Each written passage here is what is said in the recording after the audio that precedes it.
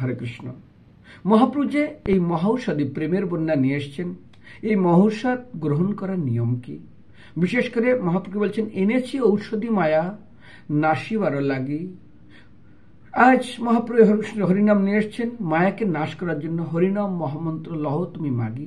এই হরিনাম করতে গেলে কিভাবে আপনি করবেন, এই হরিনাম মহৌষধ কিভাবে সেবন করবেন, সেখানে মহাপ্রভু ষড়গোস্বামীকে কেন্দ্র করে বলছেন, জানো তোমরা কোথায় বাস করবে, কিভাবে করবে? বৃন্দাবনে যাবে। ভাতৃত্ব তিষ্ঠ তলে তরে বিটুপি নাম। তোমরা বৃন্দাবনে যাও, সেখানে দিয়ে দিন অতিবাহিত করবে। তোমরা এক এক দিন এক একটা গাছের নিচে থাকবে। কারণ যদি তোমাদের আসক্তি উদাহরণ শোনো, বৃন্দাবনে গিয়ে মন মন্দির তৈরি করার ঝামেলায় পড়বে না।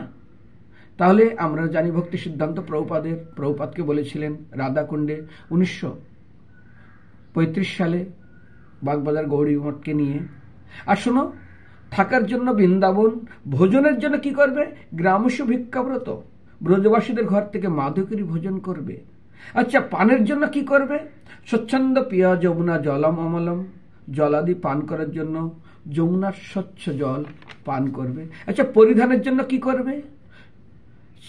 চিরনি কান্থা কুরুহু, ছেঁড়া কাতা ফাটা কাপড়, ছেঁড়া কাপড় শরীর আস্বাদনের জন্য ব্যবহার করবে।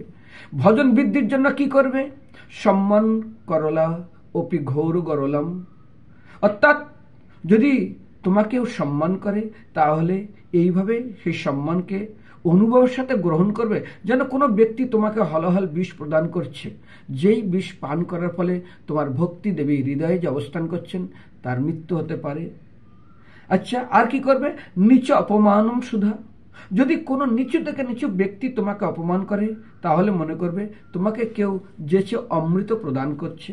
আর কি করবে না? শ্রী রাধা মুরলী ধরো ভজ সখে, শ্রী বৃন্দাবন মা ত্যাজ, শ্রী বৃন্দাবন মা ত্যাজ। অর্থাৎ শ্রী মুরলীধরকে ভজন করো আর মানসিকভাবে তোমরা ভগবানের সেবা করো।